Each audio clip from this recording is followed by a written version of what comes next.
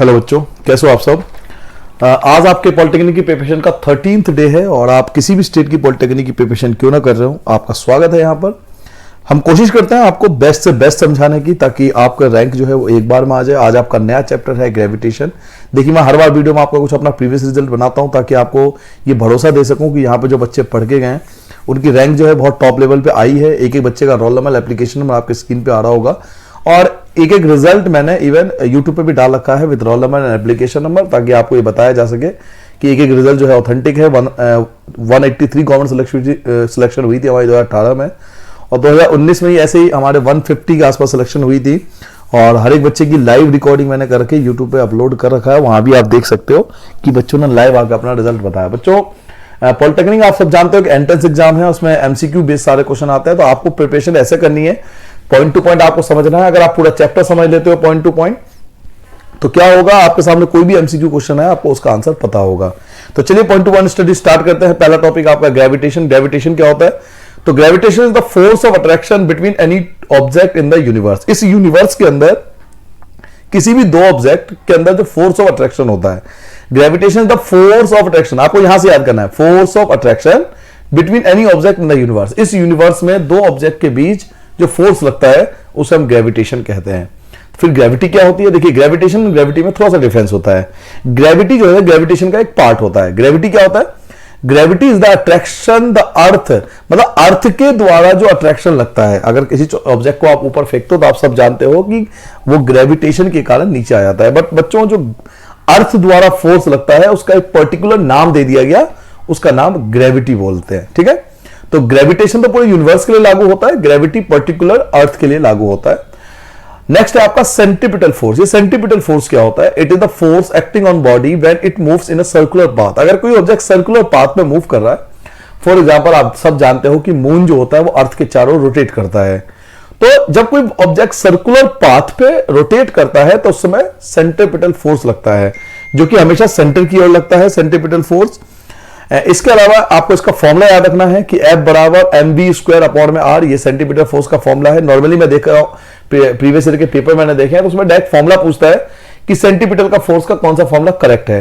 तो F equal to mv² upon में r। यहां m का मतलब यहां पे मास है, v का मतलब आपको वेलोसिटी है, और r का मतलब रेडियस ऑफ द सर्कल है, क्योंकि सर्कुलर पाथ पे होता है, बताया था आपको। तो r का मतलब रेडियस ऑफ सर्कल है, v मतलब वेलोसिटी है, m का मतलब मास है, और f का मतलब सेंटीमीटर फोर्स है। ठीक है, तो सेंटीमीटर फोर्स निकालने का बच्चों ये फॉर्मूला होता है। नेक्स्ट क्या है? The mass of moon is less than the earth. हम सब जानते हैं कि मून जो है अर्थ के मुकाबले छोटा है, तो मास ऑफ मून, मून का जो मास है वो अर्थ से छोटा है। So we don't see the earth moving toward the moon. एक बार क्वेश्चन आया था कि क्या we don't see the earth moving toward the moon, कभी अर्थ जो है वो कभी आपको ऐसा नहीं होगा कि मून की तरफ जाएगा। क्यों? क्योंकि मास जो है मून का वो कम है और अर्थ का मास जो है ज्यादा है। सिंपल वर्डों में देखो, अगर आप सेब को ऊपर फेंकते हो तो एप्पल को अगर ऊपर फेंकते हो तो एप्पल नीचे आएगा, क्योंकि अर्थ का मास बहुत ज्यादा है और एप्पल का मास बहुत कम है। क्लियर हो गया? तो जिसका मास ज्यादा होगा वो कम मास वाले को अपनी ओर अट्रैक्ट कर सकता है। Gravitation force of attraction of the sun is responsible for the motion of the planets around the sun. आपसे क्वेश्चन पूछा जाएगा कि जितने भी प्लैनेट्स होते हैं, आप सब जानते हो प्लैनेट जो होते हैं बच्चों, वो सन के चारों ओर चक्कर लगाते हैं। सबको पता है कि सारे प्लैनेट सन के चारों ओर रिवॉल्व करते हैं। तो आपसे पूछा जाएगा किस फोर्स के कारण? तो ड्यू टू ग्रेविटेशनल फोर्स। अगर ग्रेविटेशनल फोर्स आपको नहीं मिलता ऑप्शन में, तो देन आप उस पर टिक करोगे सेंट्रीपिटल फोर्स। क्लियर हो गया? मेन है ग्रेविटेशन फोर्स, अगर ग्रेविटेशन फोर्स ऑप्शन में नहीं है तो फिर आप सेंटीमीटर फोर्स भी लगा सकते हो। नेक्स्ट पॉइंट पे आते हैं। The gravitation force between the satellite and the earth provide the centripetal force required by the satellite to rotate its circular orbit. हम सब जानते हैं कि जो गवर्नमेंट होती है वो समय समय पर सैटेलाइट भेजती है, जिसे हम आर्टिफिशियल सैटेलाइट कहते हैं। तो सैटेलाइट जो है वो घूमती है किसके कारण? वो भी सेंट्रीपिटल फोर्स के कारण घूमती है। और एक बात और, जितने भी सैटेलाइट होती है उनको कभी भी फ्यूल की आवश्यकता नहीं होती है। बच्चों, जितने भी सैटेलाइट भेजे जाते हैं उनको रोटेट करने के लिए हमें किसी फ्यूल की आवश्यकता नहीं होती, क्योंकि सेंट्रीपिटल फोर्स उसे अपने आप ही रोटेट कर देता है। फॉर एग्जांपल, जो अर्थ सन के चारों ओर घूमता है तो अर्थ को किसी भी फ्यूल की आवश्यकता नहीं होती सन के चारों तरफ रोटेट करने के लिए। इसी प्रकार जब सैटेलाइट को भेजा जाता है तो सैटेलाइट को किसी फ्यूल की आवश्यकता नहीं होती कि वो सन के चारों ओर चक्कर लगाए।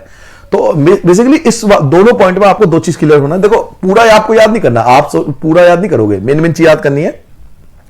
पहला पॉइंट, सैटेलाइट जो अर्थ के चारों ओर घूमता है कौन से फोर्स के कारण? तो या तो ग्रेविटेशन फोर्स लगाओ या फिर सेंटीमीटर फोर्स लगाओ, ऑप्शन पे डिपेंड करता है। सेकंड क्वेश्चन, सैटेलाइट को कौन सी फ्यूल की आवश्यकता होती है? सैटेलाइट को किसी फ्यूल की आवश्यकता नहीं होती। ठीक है, नेक्स्ट पॉइंट है सेंट्रीपिटल एसिलेशन। सेंट्रीपिटल एसिलेशन क्या होता है? देखिए, सेंट्रीपिटल फोर्स पता है कि जब कोई राउंड एंड राउंड रोटेट करेगा किसी और के ओर तो उसे सेंट्रीपिटल फोर्स कहेंगे। तो जब सेंट्रीपिटल फोर्स लगता है उस समय जो एसिलेशन लगता है किसी ऑब्जेक्ट के पर उसे सेंट्रीपिटल एसिलेशन के नाम से जानते हैं। When a body moves in a circular path, जब कोई बॉडी सर्कुलर पाथ पे घूमती है, हम सब जानते हैं सेंट्रीपिटल फोर्स की बात कर रहा है, जब कोई बॉडी सर्कुलर पाथ पे घूमती है देन एसिलेशन जनरेट, तब एक एसिलेशन जनरेट होता है due to change in velocity, velocity में बदलाव के कारण, जिसे हम सेंट्रीपिटल एसिलेशन कहते हैं। तो सेंट्रीपिटल एसिलेशन वो एसिलेशन होती है जो सेंट्रीपिटल फोर्स के कारण लगती है। सेंट्रीपिटल फोर्स के कारण जो एसिलेशन लगता है उसे हम सेंट्रीपिटल एसिलेशन के नाम से जानते हैं। ठीक है, चलिए आगे आते हैं बेटा। ये आपका सेंट्रीपिटल फोर्स का एक दूसरा फॉर्मूला है। सेंट्रीपिटल फोर्स का आप दूसरा फॉर्मूला याद कर सकते हो, A equal to V square upon में आर, ये दूसरा फॉर्मूला है।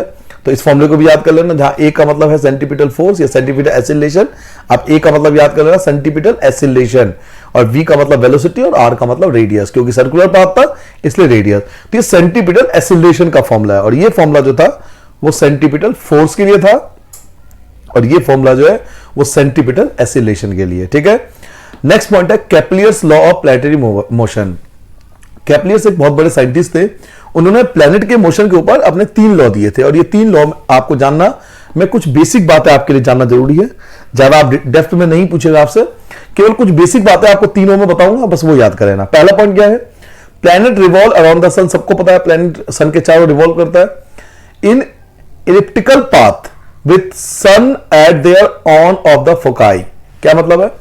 जब सारे प्लैनेट सन के चारों रिवॉल्व करते हैं ना बेटा, तो जो सन होता है वो मेन फोकस पे होता है, यानी इज अ फोकाई। ये आप 11th में पढ़ोगे, या आप अगर आपका एडमिशन होता है तब आप जानोगे फोकाई क्या होता है। फोकस आप एक सिंपल भाषा में से फोकस समझो, वैसे फोकाई होता है लेकिन इसे फोकस आप समझ सकते हो, ऐसे फोकी भी बोलते हैं कई बार। चलिए, तो पहला पॉइंट आपको याद रखना है कि जितने भी प्लैनेट सन के चारों रिवॉल्व करते हैं ना, उसमें जो फोकस है वो सन पर है, मतलब सारा फोकस सन पे होता है। सेकंड पॉइंट क्या है? The line joining planet to sun cover equal area equal interval time. जो planet and sun equal distance travel करते हैं इक्वल टाइम में, इक्वल एरिया कवर करते हैं इक्वल टाइम में। ठीक है, जितने प्लैनेट होते हैं वो इक्वल एरिया कवर करता है इक्वल टाइम में, तभी तो एस्ट्रोनॉट वगैरह को पता होता है ना कि अब कितना एरिया कितने साल बाद कवर करेगा।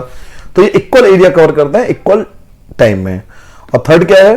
The cube of mean distance, यानी डिस्टेंस का क्यूब, आर मतलब डिस्टेंस, डिस्टेंस का जो क्यूब होगा वो डायरेक्टली प्रोपोर्शन होगा square of the time period के। टाइम पीरियड यानी सिंपल वर्डों में, आप इतना बड़ा याद मत करना, मैं सिंपल बताता हूं। आर क्यूब, आर क्यूब का मतलब डिस्टेंस का क्यूब डायरेक्टली प्रोपोर्शन होता है टाइम के स्क्वायर के। आर का क्यूब डायरेक्टली प्रोपोर्शन, यानी डिस्टेंस का क्यूब जो होता है वो डायरेक्टली प्रोपोर्शन होता है टाइम के स्क्वायर के। तो 3 बातें आपको अब मेन चीज बताता हूं, 3 बातें क्या रखनी है। पहला, सन मेन फोकस पे होता है, सन मेन फोकस पे होता है। दूसरा, इक्वल एरिया कवर होता है इक्वल टाइम में। और थर्ड, डिस्टेंस का क्यूब डायरेक्टली प्रोपोर्शन होगा टाइम के स्क्वायर। तो यहां पे आर क्यूब लिख लेना और यहां पे टी स्क्वायर लिख लेना। ठीक है, तो ये दोनों इक्वल डायरेक्टली प्रोपोर्शन होते हैं। अच्छा, यूनिवर्सल लॉ ऑफ ग्रेविटेशन किसने दिया था? एग्जाम में आ चुका है। यूनिवर्सल लॉ ऑफ ग्रेविटेशन किसने दिया था? तो न्यूटन ने दिया था। ठीक है, एक पॉइंट, 1 नंबर का लिए कवर हो जाता है कि यूनिवर्सल लॉ ऑफ ग्रेविटेशन किसने दिया था? न्यूटन ने दिया था। यूनिवर्सल लॉ ऑफ ग्रेविटेशन में 2 पॉइंट आते हैं, 2 पॉइंट आपको याद रखना है। आप इतना सारा याद नहीं करना चाहते तो आप इस फॉर्मूले को देख लो, इस फॉर्मूले से आपको याद हो जाएगा। क्या फॉर्मूला है सर जी? पहला लॉ उन्होंने कहा था कि फोर्स जो होता है, मतलब ग्रेविटेशन फोर्स जो होता है वो मास के प्रोडक्ट के इक्वल होता है, मास के प्रोडक्ट के इक्वल होता है। पहले का मास दूसरे का मास, यानी मान लो एप्पल है, एप्पल का मास हो गया, और अर्थ है, अर्थ का मास। एप्पल का मास और अर्थ का मास दोनों का प्रोडक्ट बराबर होगा फोर्स के। और दूसरा उन्होंने कहा था डिस्टेंस के स्क्वायर का इनवर्सली प्रोपोर्शन होगा। अपॉन लिखा ना, अपॉन, अपॉन का मतलब इनवर्सली प्रोपोर्शन। तो मास के प्रोडक्ट, मास का तो प्रोडक्ट होगा, उसका डायरेक्टली प्रोपोर्शन होगा फोर्स। 2 ऑब्जेक्ट के बीच जो फोर्स लगता है, 2 वस्तुओं के बीच जो बल लगता है, वो मास के प्रोडक्ट के डायरेक्टली प्रोपोर्शन होता है और डिस्टेंस के स्क्वायर के इनवर्सली प्रोपोर्शन होता है, क्योंकि अपॉन में है। इससे यूनिवर्सल लॉ ऑफ ग्रेविटेशन का एक फॉर्मूला बना। क्या फॉर्मूला बना? F बराबर जी m1 m2 अपॉन में डी स्क्वायर। या जी का मतलब ग्रेविटेशन फोर्स है, m1 मतलब पहले का मास, m2 मतलब दूसरे का मास, और डी मतलब डिस्टेंस का स्क्वायर।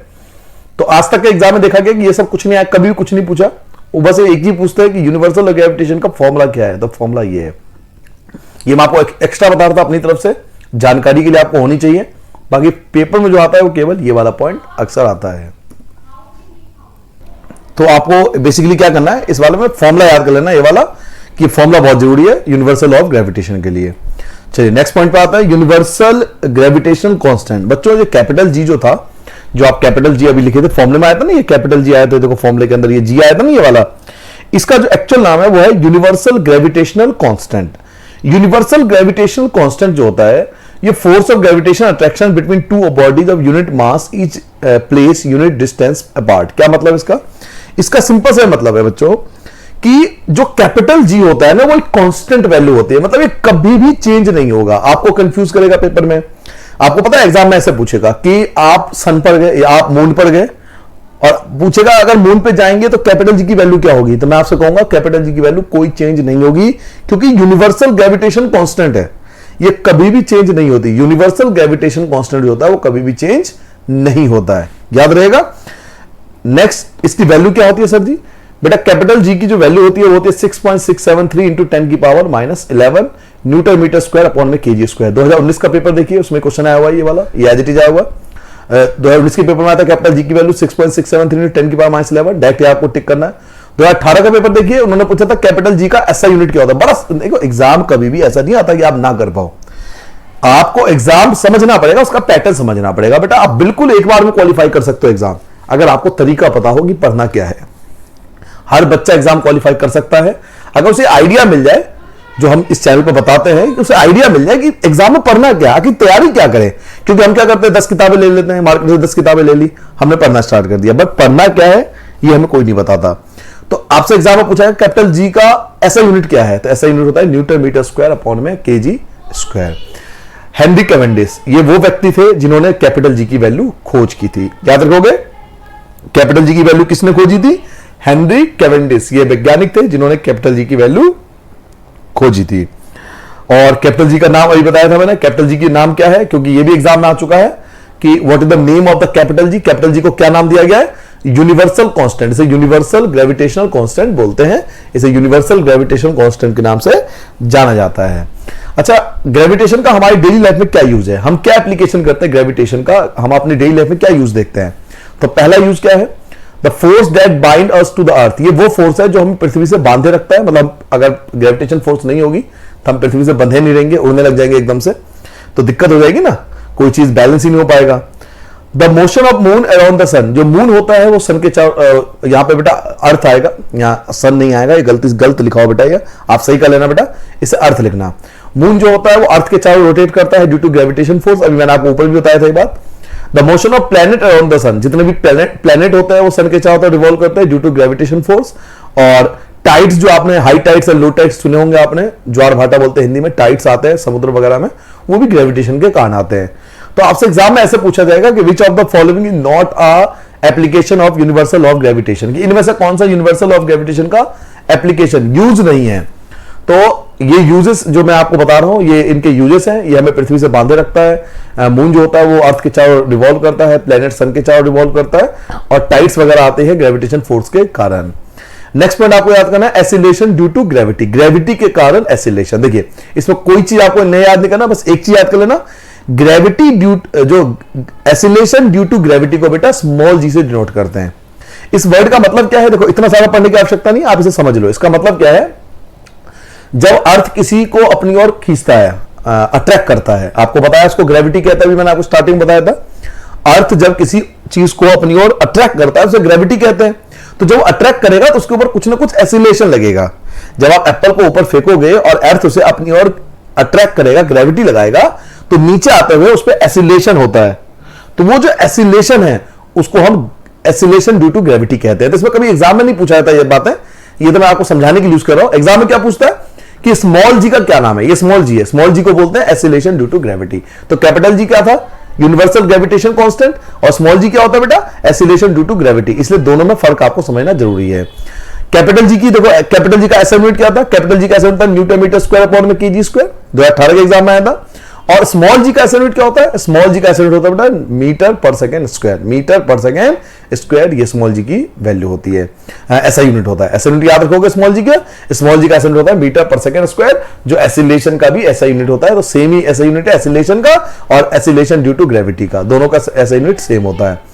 अच्छा, स्मॉल जी की वैल्यू कितनी होती है बेटा, स्मॉल जी की वैल्यू होती है 9.8 मीटर पर सेकंड स्क्वायर। स्मॉल जी की वैल्यू आप 99% मैं आपको कंफर्म बताता हूं, मैं आपको बताऊं इस चैप्टर में आता गया, मैं आपको आप फ्रैंकली बता दूं, सबसे ज्यादा इस चैप्टर में आता है कैपिटल जी की वैल्यू और स्मॉल जी की वैल्यू, सबसे ज्यादा एग्जाम में यही कवर होता है। और एक क्वेश्चन अभी आगे आएगा वीडियो के एंड में, तब बताऊंगा। आप देखोगे 99% यही क्वेश्चन, आप किसी भी स्टेट की पॉलिटेक्निक प्रिपरेशन करो 90% यही क्वेश्चन आता है। लेकिन इसका ये मतलब नहीं कि आप केवल इन्हीं को याद कर जाए, नहीं, ये गलत तरीका है। मैंने आपसे क्या कहा था, एग्जाम में आए या नहीं आए, एक अच्छा बच्चा वही होता है, एक अच्छा रैंक होल्डर वही होता है जो सब कुछ पढ़ के जाता है। ठीक है, तो स्मॉल जी की वैल्यू याद रखोगे 9.8 मीटर पर सेकेंड स्क्वायर। ठीक है, अब गैलीलियो, कौन थे गैलीलियो, इन्होंने फ्री फॉल की खोज की थी, फ्री फॉल, फॉलिंग फ्रीली, बस इतना याद करना है, इनमें से कुछ भी याद नहीं करना आपको, केवल इतना याद रखो, गैलीलियो ने खोज की थी किसी की, फ्री फॉलिंग की खोज की थी। अभी फ्री फॉल क्या होता है सर, ये फ्री फॉल क्या होता है मैं आपको आगे बताऊंगा। इस वाले पॉइंट में आप क्या याद करोगे, गैलीलियो और डैश डाल के लिख लेना फ्री फॉल। आपने प्रीवियस वीडियो देखे होंगे, मैंने आपको बताया किस प्रकार से नोट तैयार करने, आपको एक फेयर को रजिस्टर बना लीजिए और उसके अंदर एक एक पॉइंट को नोट कीजिए, गैलीलियो लिख दीजिए, डैश खींच दीजिए और फ्री फॉल लिख दीजिए। इसका मतलब होगा फ्री फॉल आया तो गैलीलियो टिक करो, गैलीलियो आया तो फ्री फॉल टिक करो। क्लियर हो गया बच्चों। मोशन के 3 इक्वेशन होते हैं, ये 3 इक्वेशन कौन कौन से हैं, फर्स्ट इक्वेशन आपको याद रखना है v equal to U plus G T, second equation आपको याद रखना है s equal to U T plus 1/2 G T square, और थर्ड इक्वेशन होता है v square equal to U square plus 2g's।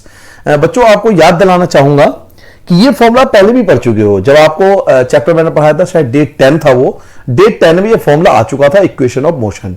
तो चेंज क्या हुआ, जहां जहां ए था ना वहां फॉर्मूले में, जो आपको डे 10 में आपको वीडियो दिया था, जहां जहां ए था वहां पे जी आ गया, केवल इतना ही चेंज हुआ है। ठीक है, तो फॉर्मूला ये आप पहले ही पढ़ चुके हो, आपसे दोबारा पढ़ रहे हो कि ए की जगह जी कर लोगे तो ये ग्रेविटेशन का फ्री फॉलिंग का फॉर्मूला बन जाएगा। अब ये फ्री फॉल का कॉन्सेप्ट क्या था, अब जरा इस बात पे समझो। फ्री फॉल का कॉन्सेप्ट ये था कि गैलीलियो ने क्या किया था, एक भारी ऑब्जेक्ट और एक हल्के ऑब्जेक्ट को, पीसा का मीनार है एक, तो उन्होंने फेंक के दिखाया, एक भारी ऑब्जेक्ट और एक हल्के ऑब्जेक्ट को। ठीक है, तो अगर आपसे पूछूं कि भारी ऑब्जेक्ट एक पत्थर ले लो और हल्का ऑब्जेक्ट एक कागज का टुकड़ा ले लो और आप छत पे जाके फेंको, तो आप यूजुअली अब दोनों को जब एक साथ फेंकोगे तो पहले कौन आएगा, पत्थर आएगा। आप सब या मैं भी यही जवाब दूंगा सर, पहले पत्थर आएगा। दूसरा क्वेश्चन ये है कि पत्थर पहले क्यों आया, तो आपका जवाब क्या होगा कि सर पत्थर भारी है। यही आपका जो आंसर है वो गलत है। गैलीलियो ने समझाया दुनिया को कि भाई ये जो मास है ना, जो वेट है, मास, इससे कोई फर्क नहीं पड़ता कि कोई ऑब्जेक्ट भारी है हल्का है, उससे कोई फर्क नहीं पड़ता। तो मास पे डिपेंड नहीं होता कोई ऑब्जेक्ट कि वो ऑब्जेक्ट नीचे जल्दी आया क्योंकि उसका मास ज्यादा था, नहीं, गलत है बेटा। ये डिपेंड करता है एयर पर। एयर जो होता है वो हल्के ऑब्जेक्ट को, जिसका मास कम होता है ना, तो एयर उनको रोक लेता है, जबकि जो हैवी ऑब्जेक्ट है उनको एयर रोक नहीं पाता। तो काफी सारे वैज्ञानिक, जब मॉडर्न साइंटिस्ट आए, उन्होंने गैलीलियो के इस थ्योरी को प्रूव करना चाहा, तो उन्होंने क्या करा, एक वैक्यूम बनाया। एक वैक्यूम बनाया मतलब जहां पे बिल्कुल भी एयर ना हो, और उसके अंदर एक भारी ऑब्जेक्ट और हल्के ऑब्जेक्ट को गिरा के देखा, तो गैलीलियो की थ्योरी बिल्कुल सही सटीक निकली कि वो भारी ऑब्जेक्ट और हल्के ऑब्जेक्ट बिल्कुल दोनों एक साथ जमीन पर आए। कब, जब वहां पे एयर नहीं था। तो फ्री फॉल का कॉन्सेप्ट यही है कि मास पे डिपेंड नहीं होता कोई ऑब्जेक्ट कि पहले आएगा, डिपेंड करता है एयर पर। एयर हल्के ऑब्जेक्ट को रोक लेती है, भारी ऑब्जेक्ट को नहीं रोक पाता। ठीक है, ये था फ्री फॉल का कॉन्सेप्ट कि the motion of a body under the influence of force gravity alone is called free fall, या आप यहां पे अंडरलाइन कर सकते हो कि it does not depend on the mass of the object. ये मास पर डिपेंड नहीं करता, ये एयर पे डिपेंड करता है। चलिए, मास क्या होता है, मास का मतलब क्या होता है, तो मास का मतलब होता है क्वांटिटी। इतना याद कर लो, बस खत्म हो गई बात। बहुत ज्यादा याद करने की आवश्यकता नहीं है। मास का मतलब क्या होता है बेटा, क्वांटिटी ऑफ मैटर, बस। क्योंकि ऑप्शन ऐसा आता है मास, और ऑप्शन में आपको ये क्वांटिटी ऑफ मैटर मिलेगा, क्वांटिटी ऑफ मैटर पे टिक कर दो। किसी चीज की कितनी क्वांटिटी है वो उसका मास कहलाता है। क्लियर हो गया। तो मास का मतलब होता है क्वांटिटी ऑफ मैटर। और मास का ऐसा यूनिट क्या होता है, तो केजी, किलोग्राम। मास का ऐसा यूनिट किलोग्राम। मैंने इवन ऐसा यूनिट पे एक अलग वीडियो बना रखी है जिसमें आपको मास के मैंने ऐसा यूनिट बताए थे, उसमें सारे ऐसा यूनिट एक साथ बता रखे हैं मैंने। तो आपको मास का ऐसा यूनिट याद रखना है kilogram. The mass of a body remain constant at all place it scalar quantity. याद रखना बेटा, मास कभी भी चेंज नहीं होता। आई रिपीट, मास कभी भी चेंज नहीं होता। आप यूनिवर्स में कहीं भी चले जाओगे, आपका मास कभी चेंज नहीं होगा। मास हमेशा कांस्टेंट रहता है और ये एक स्केलर क्वांटिटी है, क्योंकि ये भी एग्जाम में आ चुका है कि which of the following is a scalar quantity. वहां पे 3 ऑप्शन तो वेक्टर वाले थे, उसमें मास था ऑप्शन जो स्केलर क्वांटिटी था, आपको मास टिक करना था वहां पे। इस प्रकार का क्वेश्चन कंफ्यूज करने के लिए पूछ लेते हैं। तो याद रखना है मास के बारे में 2 चीजें, मास हमेशा कांस्टेंट होता है, कभी चेंज नहीं होता, और ये एक स्केलर क्वांटिटी है। अब आते हैं वेट पर। वेट क्या होता है? वेट का मतलब होता है force of attraction toward the centre of the earth. Earth के सेंटर द्वारा जो फोर्स लगता है किसी ऑब्जेक्ट पे, द फोर्स ऑफ, यहां से याद कर लेना, force of attraction toward the centre of the earth. Earth के सेंटर की तरफ जो फोर्स लगता है उसे हम वेट बोलते हैं। देखिए मास एंड वेट में फर्क होता है। मास क्या बताया था? क्वांटिटी ऑफ मैटर, और वेट क्या होता है? Force of attraction toward the centre of the earth. Weight का फॉर्मूला क्या होता है? mg, mass into gravity. अगर मास एंड ग्रेविटी की आपस में प्रोडक्ट कर दिया जाए तो हम उस चीज का वेट निकाल सकते हैं। वेट का ऐसा यूनिट होता है बेटा, वेट जो होता है एक वेक्टर क्वांटिटी होता है। मास क्या था? मास एक स्केलर क्वांटिटी था, मास एक स्केलर क्वांटिटी था, और वेट क्या होता है? Vector quantity. तो देखो लिखने का तरीका क्या है, फेयर कॉपी में कैसे लिखो? वेट, उसके आगे लिख लो स्केलर क्वांटिटी। ठीक है, इसका ऐसा यूनिट क्या होता है? तो वेट के आगे एक और डैश बना लो, उसका ऐसा यूनिट होता है न्यूटन। क्या होता है बेटा? न्यूटन। वेट का ऐसा यूनिट होता है न्यूटन। आपसे पूछा जाएगा 1 किलो वेट की वैल्यू बताओ, तो बच्चों 1 किलो वेट, इन दोनों पॉइंट का एक ही मतलब है। 1 किलो वेट की वैल्यू होती है 9.8 न्यूटन। 1 किलो वेट की वैल्यू होती है बेटा 9.8 न्यूटन। याद हो गया? एक बार दोबारा जल्दी से बताता हूं मास एंड वेट में। देखिए मास का मतलब क्या होता है? क्वांटिटी ऑफ मैटर, और ये एक कौन सा क्वांटिटी बताया था? इसका ऐसा यूनिट किलोग्राम बताया था, और ये हमेशा कांस्टेंट रहता है, और ये स्केलर क्वांटिटी है। वेट क्या होता है? Force of attraction toward the centre of the earth. Weight का फॉर्मूला होता है m इंटू जी। वेट एक वेक्टर क्वांटिटी है, इसका ऐसा यूनिट होता है न्यूटन, और 1 किलो वेट की वैल्यू होती है 9.8 न्यूटन। तो देखो इतनी सारे आपने आधा पेज पढ़ा, लगभग आधा पेज था, बट मैंने आपको मुश्किल से 10 शब्द बताए होंगे। आपको केवल मेन चीज पर फोकस रखनी है। एग्जाम की तैयारी इस प्रकार से करनी है। नोट्स तो देखो हमें तो पूरा लिखना पड़ेगा ना आपको समझाने के लिए। हमने तो पूरा देखो इतना बड़ा टेबल बना रखा आपको समझाने के लिए, लेकिन आपको सारी बातें थोड़ी याद करवाऊंगा। सिर्फ मेन चीज है। देखो मास कांस्टेंट केवल याद रखना है, क्योंकि मास हमेशा कांस्टेंट रहता है। केजी, इसका ऐसा यूनिट केजी होता है। फिजिकल बैलेंस, मास को हम किससे नापते हैं? तो एग्जाम में आता है, अक्सर पूछा जाता है मास को किससे मापा जाता है, मेजर किया जाता है? तो mass is measure by physical balance. बच्चों मास को फिजिकल बैलेंस से मापा जाता है। मास कौन सा क्वांटिटी है? ये स्केलर क्वांटिटी है, आप पहले ही पढ़ चुके हो। ठीक है, मास का मतलब क्या होता है? Amount contain in a body, यानी quantity of matter. Amount contain in a body, तो इसका मतलब क्वांटिटी ऑफ मैटर। और मास कभी नेवर जीरो, मास कभी जीरो नहीं हो सकता। अब लिखी तो बहुत कुछ है, लेकिन आपको याद केवल बेसिक बातें करनी है। कौन कौन सी? मास हमेशा कांस्टेंट होता है, पहला पॉइंट। केजी इसका एब्सोल्यूट होता है। फिजिकल बैलेंस इसको मेजर करते हैं। ये एक स्केलर क्वांटिटी है, और इसका मतलब क्वांटिटी ऑफ मैटर, और ये कभी भी जीरो नहीं हो सकता। वेट पे आता है। वेट होता है डिफरेंट एट डिफरेंट प्लेस। यानी वेट क्या होता है? अलग अलग जगहों पे बदल जाता है। आपका वेट जो अर्थ पर है वो मून पे जाओगे तो वेट आपका चेंज हो जाएगा, मास कभी चेंज नहीं होगा। ठीक है, इसका ऐसा यूनिट क्या होता है? न्यूटन। इसको मेजर किससे करते हैं? स्प्रिंग बैलेंस है। आप किसी भी स्टेट की पॉलिटेक्निक प्रिपरेशन कर रहे हैं, आप चेक कर लो प्रीवियस ईयर का पेपर, कितनी बार आप देखोगे एग्जाम में आ चुका है कि वेट को किससे मेजर किया जाता है। आपसे ऑप्शन देगा फिजिकल बैलेंस, स्प्रिंग बैलेंस, इस टाइप का ऑप्शन दे देगा, तो स्प्रिंग बैलेंस यहाँ पे आता है। ये एक वेक्टर क्वांटिटी है, पहले पढ़ा था आपने। अच्छा, वेट का मतलब क्या आता है? Force toward the centre of the earth, force toward the centre of the अर्थ। और वेट जीरो भी हो सकता है। सर जी वेट जीरो कब होगा? बेटा सेंटर ऑफ द अर्थ पे। जब अर्थ के सेंटर पे आप चले जाओगे तो किसी भी चीज का वेट जो होगा वो जीरो हो जाता है। याद रखोगे, मास कभी जीरो नहीं हो सकता, लेकिन वेट जीरो हो सकता है। तो कहां पे जीरो होगा sir ji? Centre of the earth पे जाके वेट जीरो हो सकता है। ठीक है, अगला पॉइंट भी यही है। देखो, at the centre of the earth, earth के सेंटर पर जो वेट होता है बच्चों जीरो होता है, जी की वैल्यू जीरो होती है। क्लियर हो गया यहां तक सारे पॉइंट? मेन चीजों पर फोकस करना आपको। नेक्स्ट पॉइंट है the gravitational force of the moon. Moon का जो ग्रेविटेशन फोर्स है वो 1/6 होता है अर्थ के मुकाबले। दोबारा बोल रहा हूं, मून का जो ग्रेविटेशन फोर्स है वो अर्थ के ग्रेविटेशन फोर्स का 1/6 है। क्लियर हो गया? मून का ग्रेविटेशन फोर्स अर्थ के ग्रेविटेशन फोर्स का छठा पार्ट होता है, 1/6 होता है। थ्रस्ट क्या होता है? What is thrust? थ्रस्ट का मतलब होता है बेटा परपेंडिकुलर फोर्स। परपेंडिकुलर फोर्स, जब हम किसी ऑब्जेक्ट पे परपेंडिकुलर फोर्स लगाते हैं ना, तो वो थ्रस्ट कहता है। आपका जमीन पर बैठना वो भी एक थ्रस्ट है। क्यों? क्योंकि आप परपेंडिकुलर सीधा बैठे हो। आपका जमीन पर चलना वो भी एक थ्रस्ट है। क्यों? क्योंकि आप एक परपेंडिकुलर वे में चलते हो। जब हम किसी कील ठोकते हैं, दीवारों में कील ठोकते हैं, तो आप देखते हो ना बिल्कुल परपेंडिकुलर सीधा ठोकते हैं, तो वो एक परपेंडिकुलर फोर्स है। तो थ्रस्ट, थ्रस्ट वहां होता है जहां परपेंडिकुलर फोर्स की बात होती है। जब किसी सरफेस में परपेंडिकुलर फोर्स लगता है तो वहां थ्रस्ट होता है। थ्रस्ट का एसआई यूनिट क्या होता है? थ्रस्ट के बच्चों दो एसआई यूनिट होते हैं। अभी दो क्यों बता रहा हूं? क्योंकि मुझे याद है एक बार एग्जाम में क्या हुआ, न्यूटन ऑप्शन नहीं आया। ऑप्शन था ही नहीं न्यूटन। मैंने बच्चों को पढ़ा दिया न्यूटन, ऑप्शन नहीं मिला न्यूटन। लेकिन मैंने बाद में यह भी समझा दिया बच्चों को कि अगर न्यूटन ना आए तो आप किलोग्राम पर मीटर सेकंड स्क्वायर ये टिक कर देना। किलोग्राम मीटर पर सेकंड, बेटा यहां पे आएगा पर। किलोग्राम मीटर यहां आएगा बेटा, पर सेकंड स्क्वायर यहां आएगा। ठीक है, गलती है यहां पर। अपॉन यहां पे आएगा बेटा सेकंड स्क्वायर के, किलोग्राम मीटर और ये अपॉन सेकंड स्क्वायर या फिर न्यूटन। तो दो ऐसे यूनिट होते हैं थ्रस्ट के। अगर न्यूटन ऑप्शन नाम ले तो ये टिक कर देना। ठीक है, इसका फॉर्मूला फॉर्मूले की बात करें तो इससे फॉर्मूला जो बनता है वो प्रेशर का बनता है। प्रेशर क्या होता है? Thrust per unit area. एक पर्टिकुलर एरिया के अंदर जितना भी थ्रस्ट लगता है, एक पर्टिकुलर एरिया के अंदर जितना भी थ्रस्ट लगता है, आप ऐसे देखिए, जब हम कील ठोकते हैं तो बहुत छोटा सा एरिया कवर होता है। लेकिन जब हम टीवी को, मान लो बहुत बड़ी टीवी है, उसको हमें दीवार पे लगाना है तो उसके लिए हमें ड्रिल मशीन मंगवानी पड़ती है। तो थ्रस्ट पर यूनिट एरिया, एक पर्टिकुलर एरिया के अंदर जो थ्रस्ट लगता है उसे हम प्रेशर कहते हैं।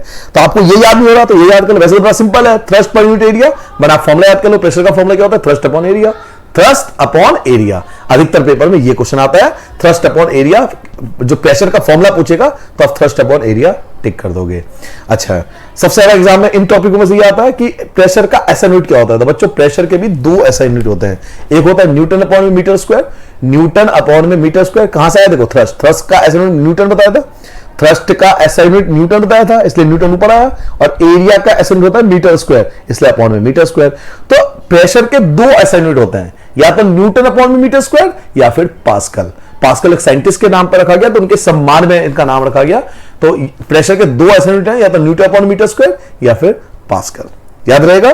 चलिए नेक्स्ट पॉइंट की बात करते हैं। Effects of force is increase in tools like knives, axes, pins and nails by decreasing the area on which they act।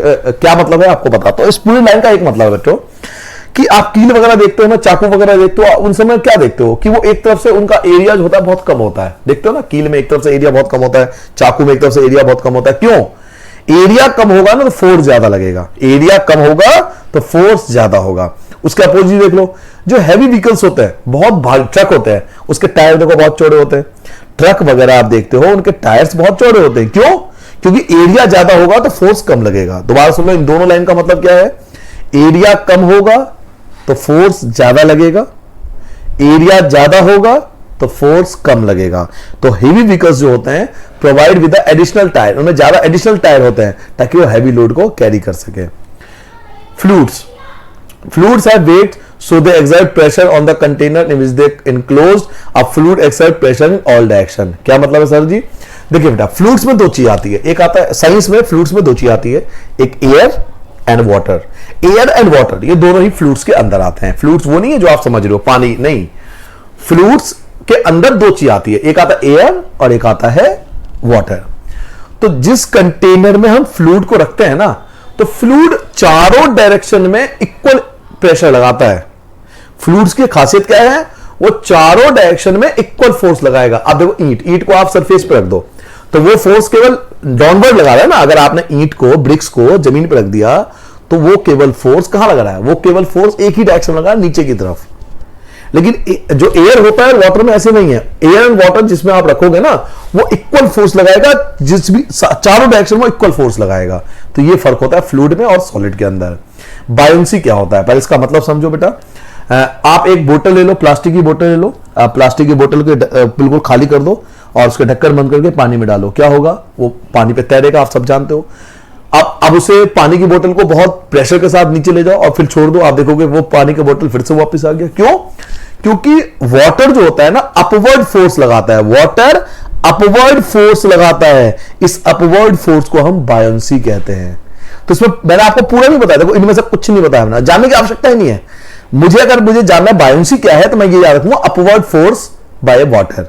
Fluid द्वारा वाटर द्वारा जो अपवर्ड फोर्स लगता है, ऊपर की ओर बल लगता है, उसे बायोंसी कहते हैं। डेंसिटी क्या होती है आप पहले पढ़ चुके हो, डेंसिटी के बारे में बहुत ज्यादा आपको बताया था केमिस्ट्री के अंदर, केमिस्ट्री में डेंसिटी की डेफिनेशन बताई थी, फिर से आ गया फिजिक्स में, तो फिर समझ लो।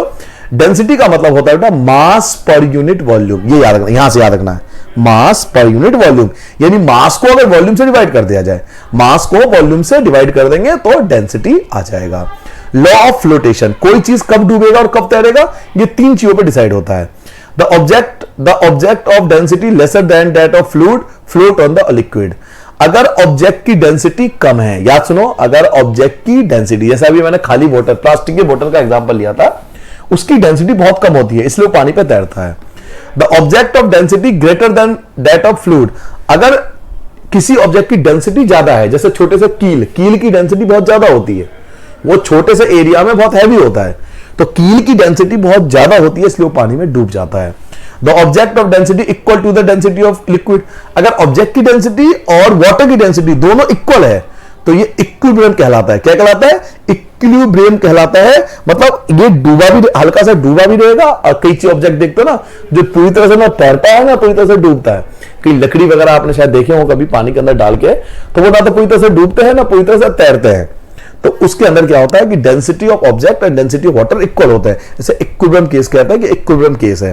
तो तीन केस होते हैं, अगर डेंसिटी ज्यादा हुई तो डूब जाएगा, डेंसिटी कम हुई तो तैरेगा, डेंसिटी इक्वल हुई तो ये सबमर्ज्ड होगा, यानी डूबा भी होगा और तैरेगा भी। आर्किमिडीज प्रिंसिपल, आर्किमिडीज बहुत बड़े साइंटिस्ट थे, इन्होंने एक प्रिंसिपल की खोज करी। इन्होंने एक देखा कि अगर बायोंसी फोर्स, अभी आपने पढ़ा था ना बायोंसी फोर्स, अगर बायोंसी फोर्स लग रहा है किसी ऑब्जेक्ट पे तो कितना फोर्स लग रहा है, उसकी कैलकुलेशन करके इन्होंने दिखाया था। तो पहले इनकी प्रिंसिपल पढ़ लेते हैं, फिर मैं आपको अपने शब्दों में सिंपल तरीके से समझाऊंगा। Archimedes principle state that, Archimedes principal ये कहता है कि when a body is emerge fully और पार्शियली इन अ फ्लूइड, अगर कोई ऑब्जेक्ट आप पानी के अंदर डालते हो, it experience an upward force, तो वो पानी आपको ऊपर की तरफ फोर्स लगाता है, सीधी सी बात है, आपने यही पढ़ा था। दैट इज इक्वल टू, यहां से समझो, ये तो पढ़ चुके हैं, अपवर्ड फोर्स लगेगा, कोई भी ऑब्जेक्ट पानी में डालेंगे अपवर्ड फोर्स लगेगा, ये तो हम सब जानते हैं। That is equal to the weight of the fluid, जो इक्वल होगा किसके? वेट ऑफ द फ्लूइड के, फ्लूइड के वेट के इक्वल होगा जो उस वाटर द्वारा डिस्प्लेस किया जाएगा। अगर आपको सिंपल सब वर्डों में बताऊं तो इन्होंने ये कहा था, अगर किसी ऑब्जेक्ट को हम फ्लूइड में डालेंगे ना, तो वो ऑब्जेक्ट जितना फ्लूइड को डिस्प्लेस करेगा, वो ऑब्जेक्ट जितना फ्लूइड को डिस्प्लेस करेगा, 1 लीटर 2 लीटर, उसका जो वेट होगा वो इक्वल होगा अपवर्ड फोर्स के, बायोंसी फोर्स के इक्वल होगा। यानी जो ऑब्जेक्ट किसी लिक्विड में डालने पर जितना फोर्स वो लगाएगा, बायोंसी फोर्स जितना अपवर्ड फोर्स लगाएगा, वो इक्वल होगा उस वाटर के वेट के इक्वल होगा जितना वाटर वो डिस्प्लेस करेगा ऑब्जेक्ट। ये इन्होंने आर्किमिडीज प्रिंसिपल के नाम से जानते हैं। अच्छा, एग्जाम में आज तक कभी भी ये नहीं पूछा गया, आर्किमिडीज प्रिंसिपल नहीं पूछा गया, इतना बड़ा प्रिंसिपल कहां थोड़ी आएगा। पूछते क्या है, वो ये पूछते हैं कि कौन सा साइंटिस्ट था जिन्होंने बायोंसी को अपना प्रिंसिपल दिया था, तो आप डायरेक्ट आर्किमिडीज प्रिंसिपल टिक कर देना। और इनसे भी ज्यादा क्या आता है, इसका एप्लीकेशन, क्योंकि एप्लीकेशन तो मैं हर साल देख रहा हूं। मैंने आपसे कहा था ना, एक क्वेश्चन मैं आपको लास्ट में बताऊंगा कि बहुत ज्यादा एग्जाम में आता है, तो बच्चों आर्किमिडीज प्रिंसिपल ही है, इसके एप्लीकेशन है। आप इसके ऊपर एप्लीकेशन में जरूर आती है एक ना क्वेश्चन, क्या आती है?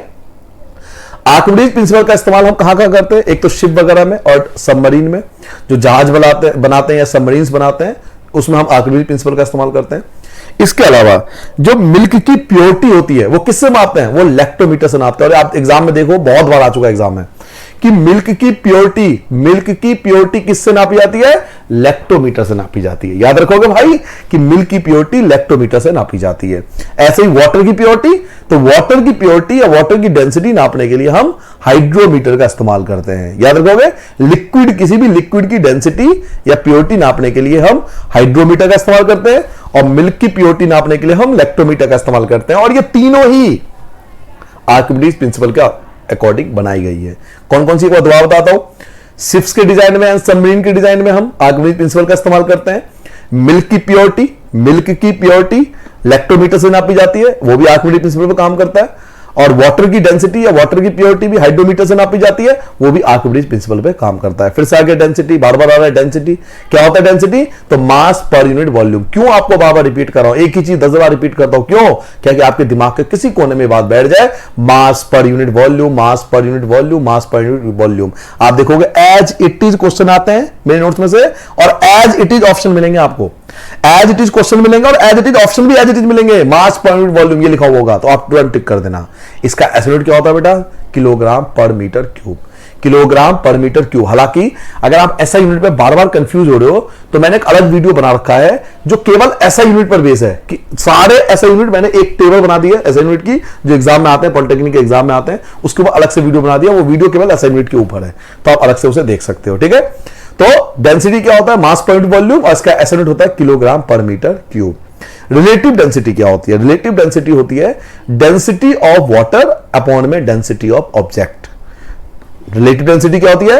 Relative density of a substance is a ratio of its density to that of water, यानी ऑब्जेक्ट की डेंसिटी और अपॉन में वाटर की डेंसिटी। किसी भी ऑब्जेक्ट की डेंसिटी, भाई डेंसिटी हम क्यों निकाल रहे हैं? हम डेंसिटी इसलिए निकाल रहे हैं ना, जानने के लिए कि वो ऑब्जेक्ट पानी में डूबेगा या नहीं डूबेगा, यही जानने के लिए डेंसिटी निकाल रहे हो ना आप। तो रिलेटिव डेंसिटी का मतलब होता है डेंसिटी ऑफ सब्सटेंस, ये रहा फॉर्मूला, देखो मैंने यहां लिख दिया है, डेंसिटी ऑफ सब्सटेंस, किसी भी सब्सटेंस, कोई भी substance, density of gold, density of silver, density of किसी भी ऑब्जेक्ट का ले लो, आयरन, तो डेंसिटी ऑफ सब्सटेंस अपॉन में डेंसिटी ऑफ वाटर, इसे हम रिलेटिव डेंसिटी कहते हैं। और रिलेटिव डेंसिटी हमेशा 4 डिग्री सेल्सियस पे मेजर की जाती है। बच्चों गोल्ड की जो एक्चुअल डेंसिटी होती है, प्योर गोल्ड की डेंसिटी, आपसे एग्जाम में पूछा गया है, ये क्वेश्चन पहले आ चुका है कि what is the density of gold. तो बच्चों डेंसिटी होती है गोल्ड की, वो होती है 19,300 किलोग्राम पर मीटर क्यूब। और वाटर की डेंसिटी आइडियल मानी जाती है, वाटर की डेंसिटी कितनी होती है? तो 1000 किलोग्राम पर मीटर क्यूब, इसी के अकॉर्डिंग नापी जाती है हर चीज की डेंसिटी। तो density of a given sample of a substance help us to determine purity. क्या लिखा हुआ है? डेंसिटी का हम इस्तेमाल करते हैं किसी ऑब्जेक्ट की प्योरिटी नापने के लिए, कि वो ऑब्जेक्ट प्योर है या नहीं है। चाहे वो मिल्क की बात हो, चाहे वो वाटर की बात हो, चाहे वो गोल्ड की बात हो, चाहे वो सिल्वर की बात हो, इन सब में बेटा डेंसिटी का इस्तेमाल होता है उसकी प्योरिटी को जानने के लिए, ठीक है। तो ये एप्लीकेशन ऑफ जो है डेंसिटी का हो गया कि इसको प्योरिटी नापने के लिए हम यूज करते हैं। तो ये था आपका आज का चैप्टर, जिसमें हमने डे 13 में हमने पूरा ग्रेविटेशन चैप्टर पढ़ा। अब आप सभी एक काम कर लो, आपका जिस भी स्टेट के आप पॉलिटेक्निक प्रिपरेशन कर रहे हो, मेरे पास आप अपने प्रीवियस ईयर का पेपर चेक कर लो और मेरा वीडियो मैच कर लेना। आप देखोगे सारे के सारे क्वेश्चन आपको मैच करेंगे। फिर भी आपको कोई लगता है कि सर आपने ये कॉन्सेप्ट नहीं बताया, तो मुझे कमेंट के सेक्शन में जरूर बताएं कि सर मेरे पेपर में ये क्वेश्चन आया था बट वो नहीं था। तो इससे क्या होगा कि बाकी बच्चे जो हैं, जो वीडियो देख रहे हैं या बाद में देखते हैं, तो कमेंट करके क्या होता है वो भी क्लियर कर लेते हैं, चल यार ये टॉपिक नहीं कवर करा सर ने, तो इस भाई ने हमें एक टॉपिक बता दिया, तो वो भी वो कवर कर लेते हैं, ठीक है। तो जिस प्रकार हम आपके लिए अच्छा सोच रहे हैं, आप भी दूसरों के लिए अच्छा सोचो। तो आई होप आप सब अच्छे से तैयारी करोगे बेटा, मेरी तरफ से बेस्ट विशेष, अच्छे से पढ़ना और क्वालिफाई करना, आराम से क्वालिफाई हो जाओगे अगर आप वीडियो को लास्ट तक देखते हो, ठीक है बेटा। थैंक यू सबको।